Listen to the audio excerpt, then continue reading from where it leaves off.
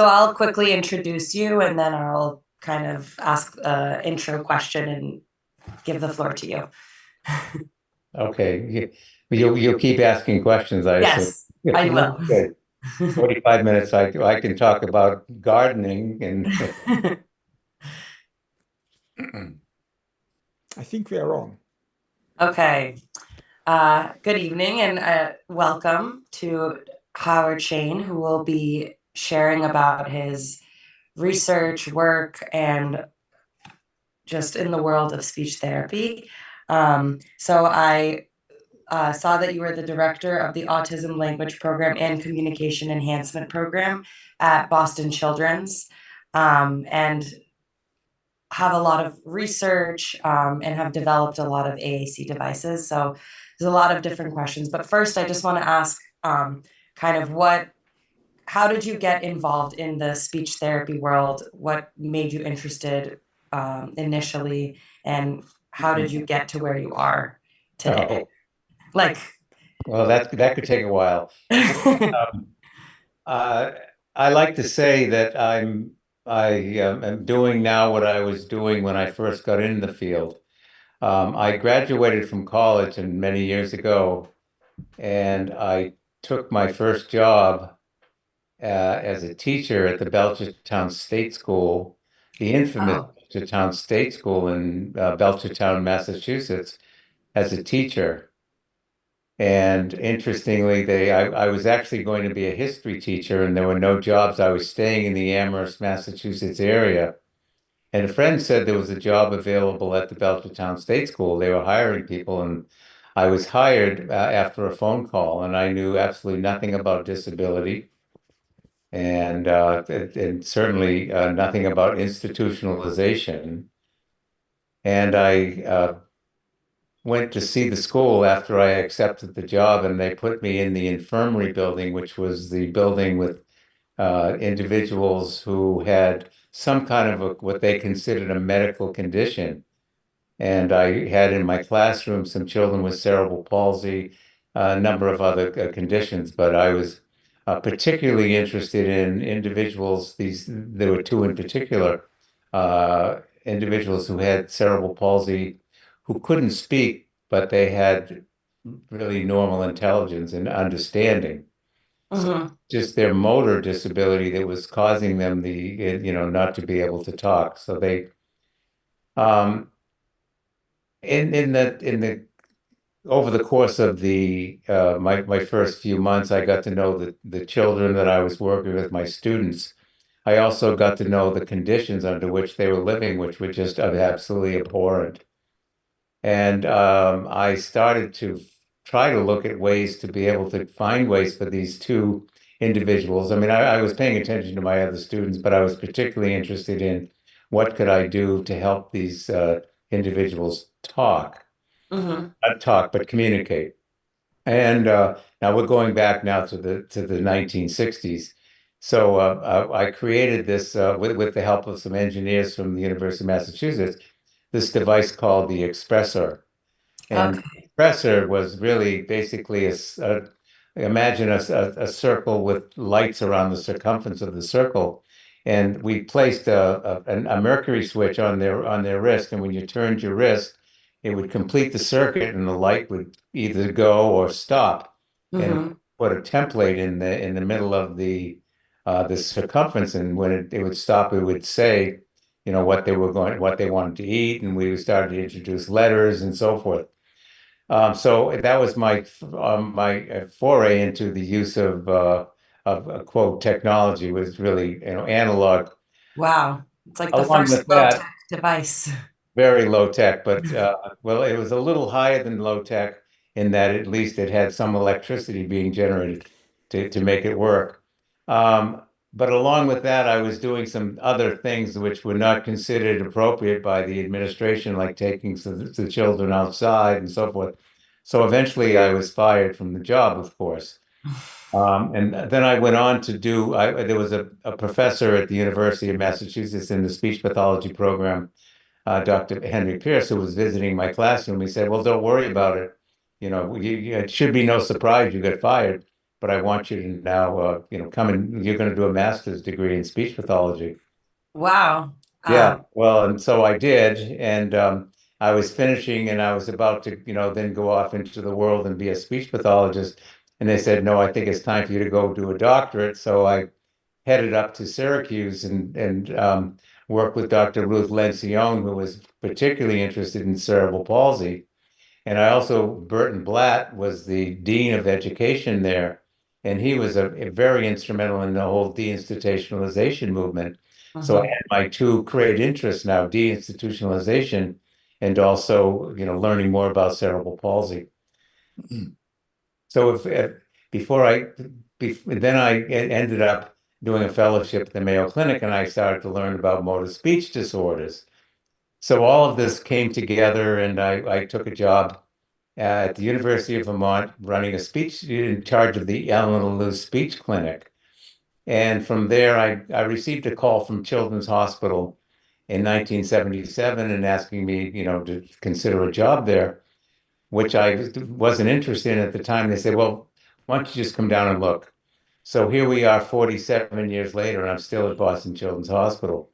Um, Wow. I'm no longer directing the program, but I'm still seeing children and their families, and have been for all these years. And my interest in working with non-speaking, minimally speaking individuals continued. That's why I said at the beginning that I continue to be doing what I was doing when I first graduated from college, only at a much higher level. In the early 1980s, I walked into a computer store. It was actually a camera store on Brookline Avenue, and learned and looked at an Apple IIe computer and realized what we could do with a computer. And we actually created a program called Target, which was the beginning of using software to actually provide a way for a person to be able to start to communicate using a computer. In 1985, we opened the augmentative communication. It was called the Center for Communication Enhancement at Boston Children's, and that center, the Augmentative Communication Center, is still running at Boston Children's. And in the 1990s, I was involved in a movement called facilitated communication, but my involvement was saying that this really doesn't work. And as a result of that, there was a lot of individuals with autism that were being exposed to or being considered for this. Um, while I said that doesn't work, there are ways for individuals who don't speak to be able to use computers and technology. And it was really starting to grow in the mid 80s. And we formed the Children's gave me the opportunity to form the Communication Enhancement Center. But then in the 90s and beyond, we started working with children with autism and created the Autism Language Program. And so that's sort of the background, which takes me to where I am now and have been for the last many years, working on ways to provide and methods for minimally speaking children to be able to communicate. Most of my focus has been on level 2 and 3, more moderate to severe autism, but Mhm. also, we certainly see a number of children, adolescents, and sometimes adults, because some of the individuals I saw when they were children are now adults, and I've been following some families for up to 30 years. Wow. So and so it's been a long journey, but it's been a very exciting one. So my approach, I mean, what I've learned about individuals who are minimally speaking is they have very strong they tend to have very strong visual processing, and sometimes they have almost no understanding of spoken language. Now, we're talking again about moderate to severe autism. I'm Mhm. not talking about children who we once called Asperger's, or more mild form of autism, where their language actually, unless we dig really deep, they could have normal language.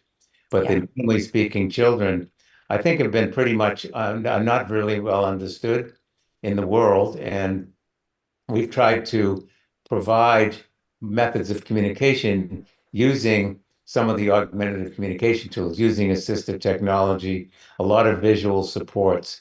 So a lot of my work has been using, trying to really take advantage of their visual processing skills.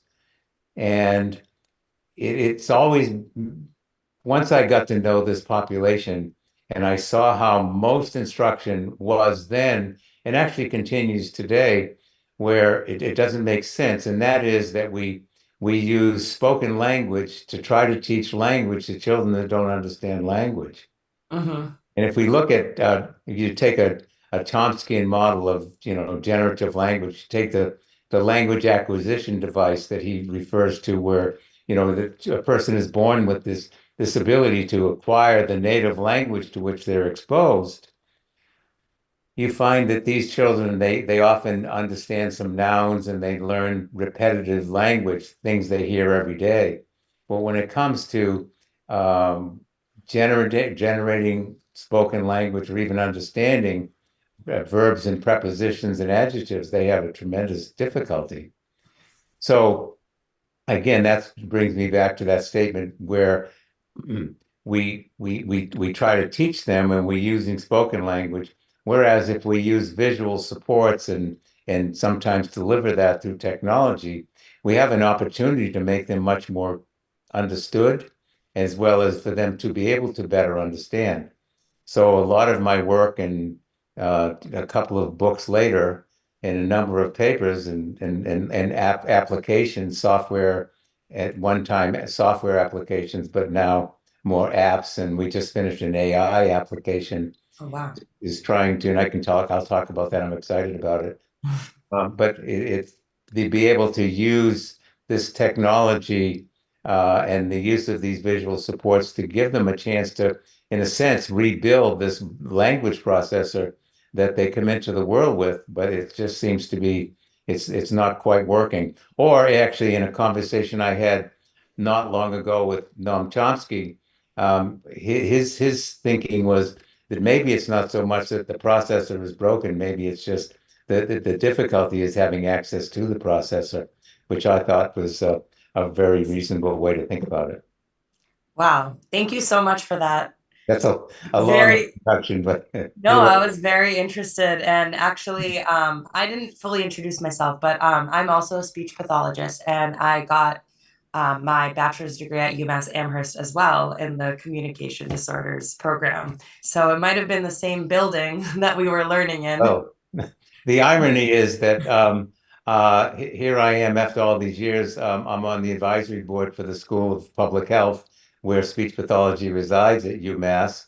Hmm. Also, at Belchertown, there are some people working very hard to have a museum or a way of remembering what it was like at Belchertown, and I'm going to be on the board of the Belchertown. So that's a little bit of irony in my life. Oh, wow. Yeah, small world. When you mentioned Belchertown, I don't think many people would know that town, but I recognized it because I remember driving through it to get to school. Well, you just I use the word infamous. It was just the most inhumane conditions. Children living, 30, 40 children in a room, no privacy, very little human contact other than, some of the very caring attendants who took care of them. But it was just a deplorable way for humans to live. And back in the 30s, 40s, 50s, 60s, in this state and across the country and pretty much around the world, if you had a child with a disability, your priest, your rabbi, your minister would say, just you put them away and you forget about them. Now Yeah. that's not that all parents did that, but many of them did. And that was just part of that whole eugenics movement. But today, the world is different. And that's why I can be, working in a center at Children's Hospital where we're trying to find ways to give individuals a way to communicate. And so it's, the world has changed, our culture has changed, and we're still, fighting and, we're still up against many obstacles, but we're really trying to make a difference. Yeah, that must be fulfilling to see the big change from how it was when you were first starting out to where we are today. Because yeah, Absolutely. and it's a totally different culture, and there's different language that has been developed to talk about different disorders and different spectrums and disabilities. Yeah.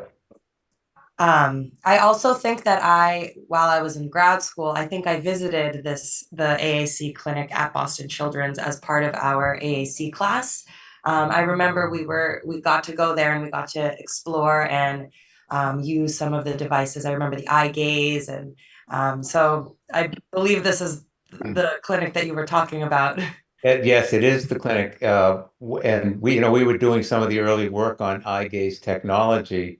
And actually we spun off children's right now the autism approach that we created has been was spun off to and it's being used in different but in different ways by right now Autism Care Partners.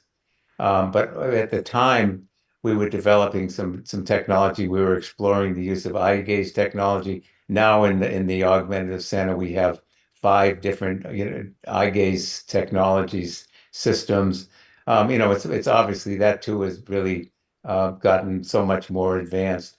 We Mhm, started in our center. We started doing something we called feature matching, where you didn't just pick a select a device based on, sunspots or what you had for breakfast.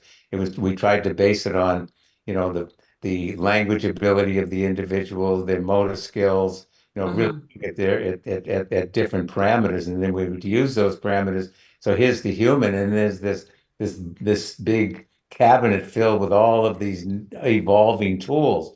And we would try to really create a way to decide that we're going to select this device or this approach based on, what the person was presenting. And at mhm. the beginning, you come out of something like, the world wasn't paying much attention to children who had disabilities. We were just warehousing them. But now they're out in the world. So we're starting from ground zero. So in the early 80s, we were really starting without a lot of information about these individuals. I mean, we certainly know a lot more now. And so you had this confluence of the deinstitutionalization. Now people who were living at once were just being thrown into these institutions are now living in the community. But at the same time, we had technology that was just growing. So as technology evolved, so did the opportunities for people with disabilities. So we're able to do things obviously now that you could never do before. Yeah, it's amazing how many options there are. As a speech therapist in a public school, and we did do evaluations to assess which device is the best fit, and the fact that there's different levels of devices and different options and different settings and different devices that are better for specific Right. needs. It's It's amazing. We did a computer on a wheelchair. We started doing that in the early to mid 80s. And there's more power in your iPhone now than was in that Apple IIe that was on the back of a wheelchair with a power supply and a synthetic speech synthesizer. And it's just so extraordinary to see where we were and where we are now. Yeah. Can you talk a little bit about where the future AAC devices, like which direction it's going in? Because today we have like a standard tablet for most of the AACs, and there's different buttons. But uh, where where is the future headed with these devices? Because yeah, the technology is just advancing and advancing. It is. Well, first, there's been a number of different changes over the years. In January of 2010, the iPad, was introduced to the world. And that, before that, many of the communication devices that people were buying, they were dedicated microprocessors in a box. And those devices would cost six, eight, $10,000. Eye gaze systems were in the $15,000 for some of the eye gaze systems as they started to evolve. And now, obviously it's much less, but much of that can be done on iPads. And so the iPad changed really in many ways changed everything. So what's happening now, that was kind of maybe evolutionary, maybe revolutionary. And now we're into, and it hasn't been that long, but now suddenly we're looking at, AI. And you people get a little worried about AI, but my feeling is let's forget about some of the negative possibilities, but let's look at what it can do for individuals with disabilities. I Hmm. mentioned we just my colleague Christina Yu and along with a brilliant computer scientist that we work with at McGill, um, we we created an AI app, the first AAC app, and it's now available on the app in the App Store, called Quick Pick. Quick. And Quick Pick, yes, Quick Pick, Pick. And what Quick Pick does, let's go back now to talk about individuals with moderate to severe autism who are using a grid-like communication display for communication. And in our teaching, in creating their communication, the content, we often create pages called topic displays. Hmm. A topic display has all let's it's all the vocabulary that goes along with a particular topic. Hmm. So let's say for example that the topic is going to be blowing bubbles. Okay. So it's one thing to say, they use their device and they say, I want bubbles. Well, that shouldn't be the end of the conversation. That should be the beginning of the conversation. So they select bubbles, and now a page comes up and it has mom and dad and the child's name and maybe some siblings, and then it has the verbs associated with bubbles, blowing bubbles, popping bubbles, opening the jar, and they can be wet and they can be big bubbles and small bubbles, but all the vocabulary is on one page. Hmm. All right. So if I want to teach a child to now use symbol-based language, generative language, to say, you know, mom, blow a bubble, dad, pop a bubble. And so they tell them. Or let's say that dad blows a big bubble. We want the child to say, dad blew a big bubble. Well, that's what, that's how we really start to get some conversation going. Well, to create that topic display, it could take a therapist, for 10, 15, maybe a half an hour. I've been there. It takes a long All time. right, good. There, good. That's confirmation. So imagine you say, create a quick pick. And it says, do you want to go to your photo library to show dad blowing a bubble? Or do you want to take a picture? Or do you want to just go to Google and just say, boy blowing a bubble? All right. Hmm. So let's say we go to Google, so I can have one of those choices. I go to Google, and I type in boy blowing a bubble, and now this brain appears and says, I'm thinking, okay, I've got it. And then a topic appears 10 seconds later. Wow. So the AI here is that it's interpreting the picture, and it's also putting it into the organization of a topic display. And now you can Wow. edit it and so forth. And once it knows who you are, then the next time it sees you, it's going to already know who the subjects are and so forth. So Wow. that's the magic of AI. It's like magic, really. Yeah, it's like instantaneous. I know, like in therapy sessions, you're working with a kid and they show interest in something, and you want to be able to use it with them, but you don't have the AAC device program, so you have to wait until the next session. By the time you enter in the new like page with all the vocabulary, but this Yeah. can happen like organically right in the moment.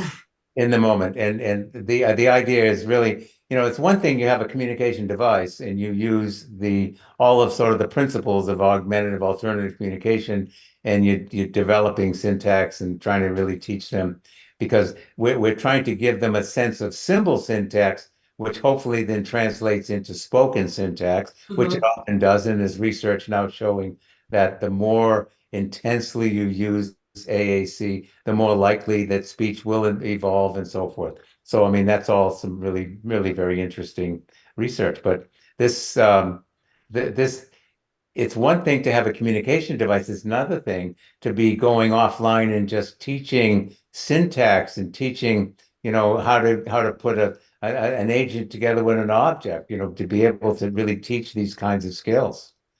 And so teaching grammar and teaching syntax is really, vital. If we're going to go beyond, using your communication device to just say, I want cookies.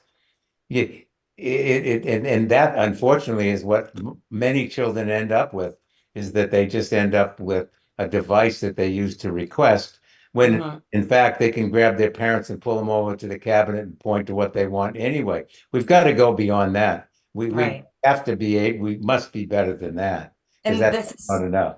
And this is something that a parent could probably do. And they don't need the speech therapist to That's take the iPad, program it, return it.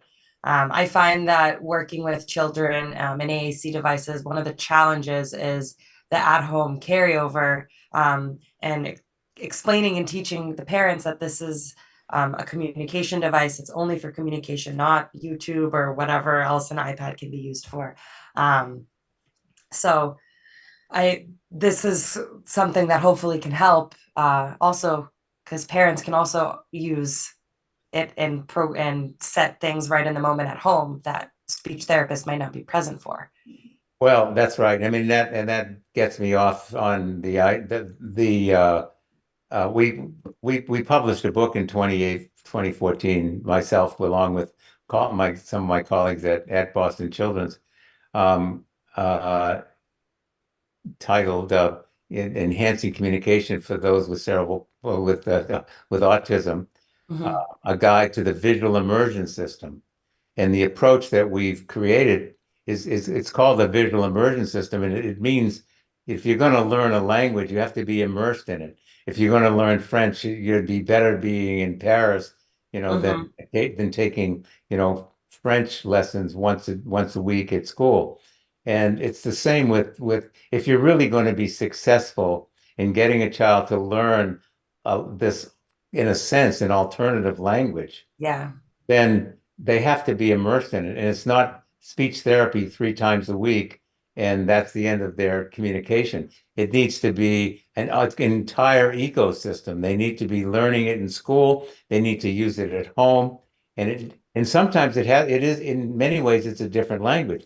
I say to families all the time that, if let's say they're coming into the hospital and say, oh my God, we've just discovered it isn't autism, your child is deaf. And the reason they're not talking is because they're not getting language. Well, in many ways, if you take what I was saying earlier, believe what I said earlier, that many of these children are not understanding language, then it's as if they're deaf. I mean, they're getting the sounds, but they're not making sense of it. Yeah, it's not So meaningful. we accept, in all cultures seem to accept the deafness, that, well, I can do something about it. I can use some sign language, or maybe I'll do a cochlear implant at some point. But I can get the input is coming, and the output is going to be through this alternative visual language. Well, I think we have to approach children that aren't understanding language with autism the same way. We have to give them something that makes sense to them, with the goal of, obviously, we want them to talk. Um, so if you look now, I mean, children with moderate to severe autism, um, the vast majority of them are now being exposed to AAC, or using of devices. Mhm. Gone are the days in the 80s and the 90s. The goal for autistic children who were minimally speaking was still trying to get them to talk. And a lot of behavioral intervention trying to work on getting them to talk. And that wasn't terribly successful. And now that it's just much more accepted to use AAC. But the good news is, as I mentioned, is that they are learning to this speech does often evolve. Yeah, I think that was one of the challenges also with parents, because they're always saying, well, no, we want our kid to talk, and explaining to them that this isn't, instead of talking, this is kind of like a pathway or to help to get to communication, whether it's talking or on the device. So I found that that was a hard thing to explain to parents. But if you could talk a little bit more about the research that's showing that kids that are using AAC at an earlier stage are evolving to later develop verbal language. Yeah, let me remind me, but I do want to make a point about what you just said about parents. And Okay. and remember, I've been doing this for a long time, and we had a formal clinic in 1985, and families would come in, and we'd say, we want to use augmentative, alternate AAC, and the families would sometimes they would be very resistant to it, saying, but if they're using this device, they're not going to learn to talk because it's going to be, quote, a crutch. Hmm. I've heard of that 100 times in my career. It's going to be, it'll be a crutch. And we used to, based on a lot of experienced clinicians, will talk about the fact that speech evolves because they observe it. But what I was involved in a meeting now this is in the early 80s. It was a meeting at Michigan State University with people from around the world came together to decide what are we going to call this evolving field. Hmm. And if you look and there was a book in 1954, Aphonic Communication for Those with Cerebral Palsy, a big book in a big book, but the next book, that was the original, sort of the first publication on AAC, Aphonic Communication with Those with Cerebral Palsy. 1974, a book from the University of Iowa was non-oral communication. So there's all these different names.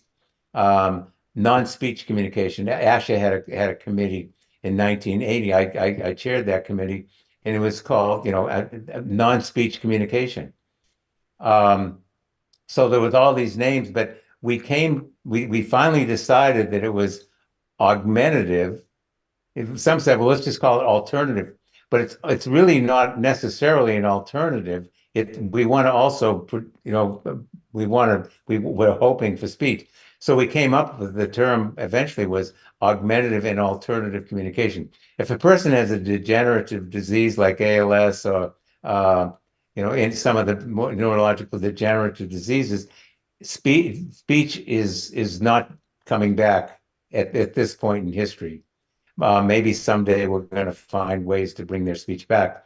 So for those individuals, we give them, an alternative. But so the term AAC was alternative and augmentative communication. And, that in some ways, I think it's interesting for parents to hear that. So we come back and you tell the family we're going to try something called AAC, augmentative communication. There used to be a lot of resistance. Now there's not so much. In fact, families come to us at Children's, and I think we represent what's happening in the rest of the world. I mean, we Hmm. see 1,000 kids a year in the autism language program, and families are coming and saying, we want to try some of these, we want to try the iPad. We want to try a talker. That's what parents are now saying. As far as the research, my colleague Ralph Schlosser Oh, at he was my professor. yeah, well, uh, Dr. Schlosser, he was the director of our research program for a number of years.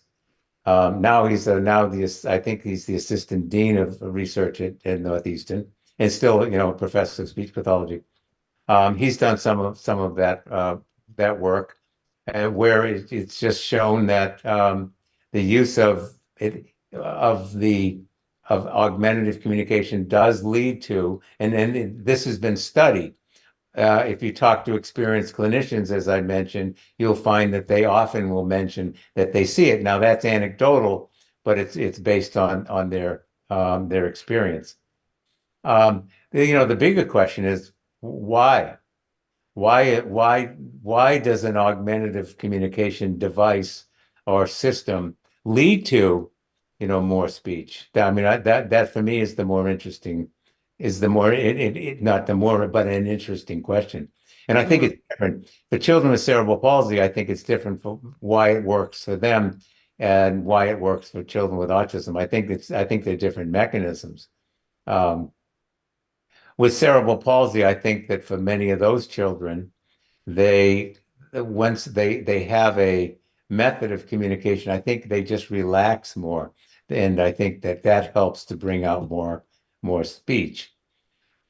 For children with autism, I think that what's going on with them, and children with Down syndrome and other intellectual, disabilities, I think that what happens is I think there's what I was sort of referring to before, sort of it helps to organize for them, especially because they can see it and Mhm. I think that their visual centers in the brain is sort of acting together to help organize, and eventually you just see more speech coming out.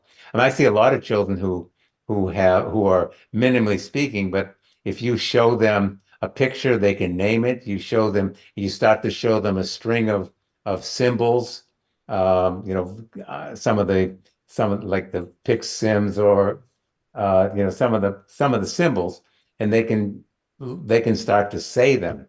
And I think if you formulate a message on a communication device, and the symbol sentence starts to appear in the message window, and as they start to see that, they start to see how the noun and the agent interacts with the object, and so forth. So there's a way for them to get a better visual picture, and I think that's what's helping them to get a little better understanding. Yeah, it's like a visual organizer for them, like the semantic Right, the visual organ. I association. like that. That's a good term. Yeah. And visual references are visual images are definitely key in speech therapy. Whenever I'm doing any type of lesson, I always make sure that I have a visual reinforcer when working with autism population and other disabilities. Right. Um, I think it's interesting about how children are interpreting symbols. And I know that a good professor who's part of our session here has done a lot of work with sort of imagination. I've done a little bit of reading of some of your work, and I wanted to bring this up. We often use in our use of visual symbols, we have something we call a scene cue. Well, let me back up. We have something called a noun cue. So what's a noun cue? Um, I'll say to a child, give me the pen, or give me the ladder, give me the truck, give me the bed. I'll have little figurines, or give me Mickey Mouse, or give me Gumby, give me Mighty Mouse. You have different figurines. And or at home you could say, can you give me the spoon or the spatula or your toothbrush? And they often they don't know the labels for many things. But if Mhm. you show them a picture, and at the same time, and you say, give me the ladder, give me the bed, give me the pen, give me the glasses, the picture along with the spoken, two channel, and they'll hand you the object. And so that's sort of the beginning of a simple version of how we begin to approach language development. Then you say to them, let's take Mickey Mouse, and put Mickey Mouse in the truck. And they may know the truck, or they may know Mickey, but they don't understand the preposition. Mhm. All right. So you say, put Mickey in the truck, and they see the picture at the same time. It's a picture of Mickey. It's either a video of Mickey going into the truck, or it's just a picture of. And so if it's a video, one could say that they're just copying what they see. Now, quite often we'll say, have Batman push the truck. And you say it to them, they don't do it.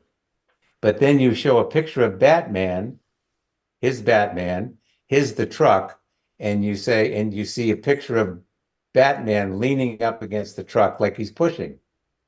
Some children will just have Batman lean up against the truck.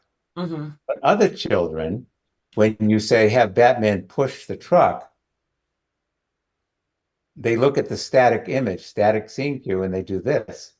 Or if you say, have Batman climb the ladder, and you show them a picture of Batman just sort of on the ladder, some of them will just copy it. But others, they imagine that this really represents climbing because it's a static picture, yet they take it and they carry out the function, you see. So they're taking it beyond just, it's not just copying, because sometimes people say, well, they're just copying, but they're pushing, they're climbing. You show a leg, just, you take the character, just, the leg is on the ball. Mm-hmm. Some children will just put the leg on, but others will actually kick it. So they're getting more out of it than just, imitating, Mm-hmm. which, starts to say something about what they're doing. But the use of this scene cue, dynamic or static, gives them the ability to be able to follow a verb phrase, a prepositional phrase. Whereas if you say it, um, they're not getting it. So I show them the picture, now they can do it. So once I get them following all those directives, that leads me right to a communication, a topic display where I can say, have Gumby put, I show the picture of Gumby pushing the car, but I can now create the sentence Gumby plus push plus car, and they have a model that they use in order to build language. And that, in essence, is the way we try to create and teach generative language, if that makes sense. Mm-hmm. Yeah. Is there, I'm sure there's research on this, but is there a benefit to using real life pictures versus clip art or animated images in Well, specific situations where one or the other would be better? um, Well, that's a really good question, and from my perspective, um, if I'm just trying to depict a noun, let's say I'm doing a PECS program, Mhm. through exchange communication, where you learn to hand a picture for the thing that you want. Um, in some circles, they'll try to teach what you call it, cartoon art, Yeah, clip art. clip art. Yeah. Um, if I want to teach the child to tell me they want um, Oreo cookies or they want potato chips or Frito-Lays or whatever, I don't see any reason to spend time trying to teach them the clip art version. Why not just show them a photo? From Hmm. my perspective, and this is part of our assessment, my assessment, or the assessment we sort of follow at our center, is we look at the level of representation that they can understand. So for some children, they can understand a photo. Some can understand, the clip art. Some aren't even at that point. And sometimes we create something we call a 3D photo. So it depends on their level of understanding. Some children, it's very difficult it's one thing to understand a noun, because if I show you, I have a pen and I say, give me the pen. And if I show them a photo, do they see the relationship between the photo and how it relates to the object itself? Hmm.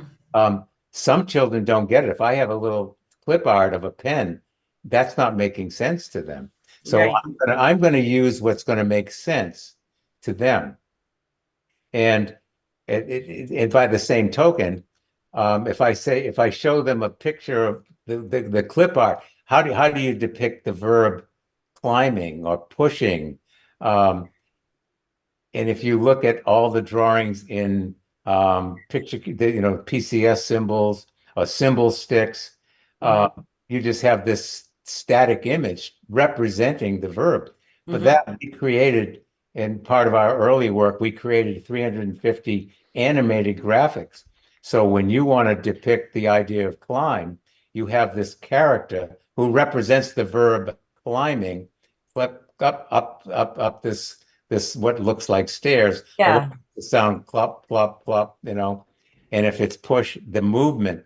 So whatever we can do to make it understandable is the way in which I would approach it. It needs, I think we have to go to the level at which the child, understands.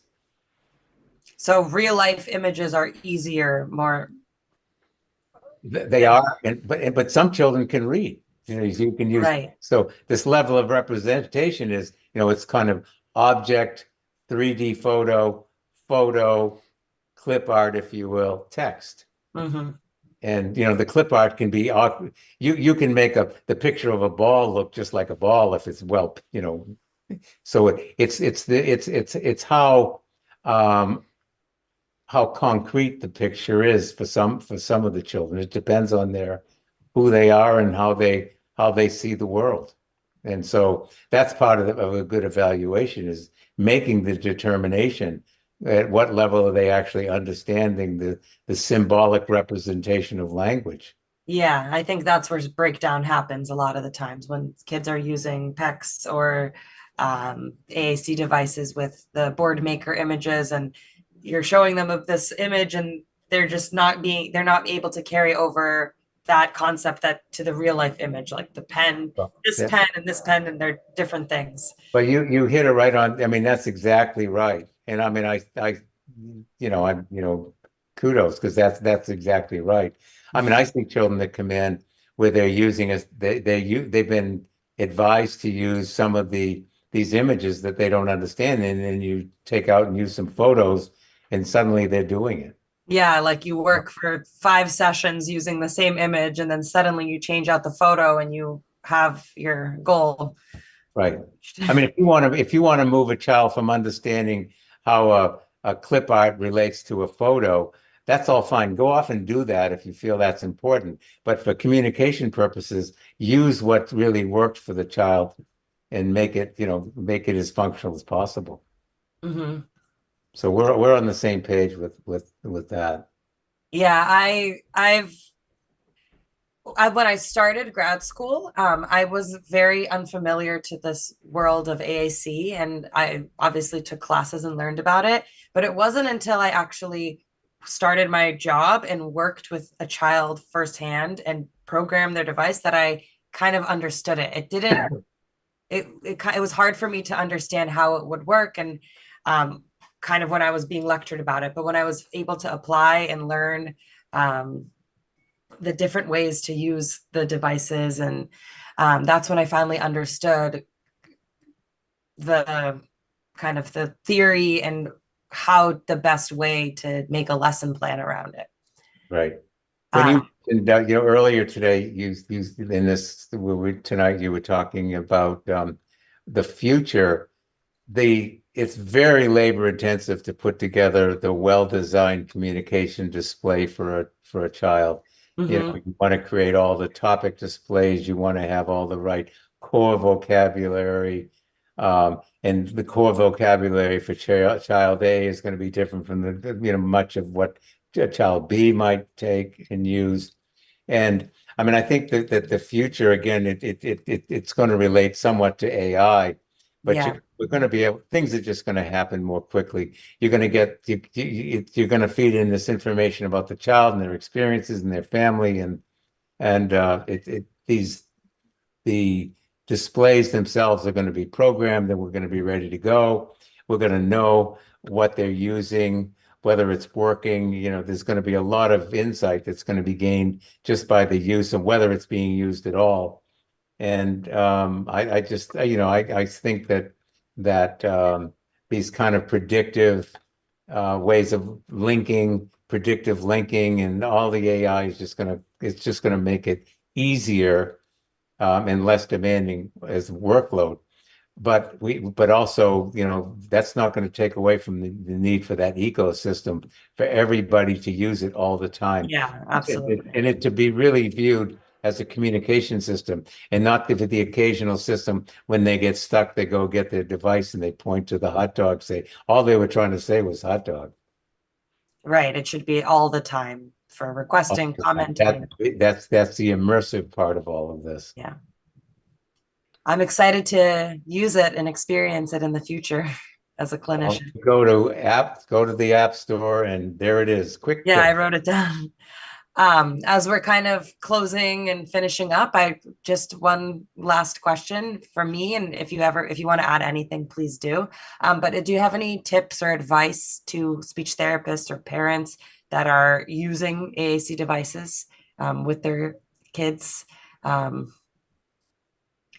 That's kind of a Well, I mean, yeah, I think that the best advice is again is think of it as what it really is, and that is it's a communication device. It needs to be used all the time. Families that it's interesting when I see families and they say, well, they're using it at school. We don't need to use it much at home. They yeah. don't need to use it much at home sometimes because they can just predict what the child needs.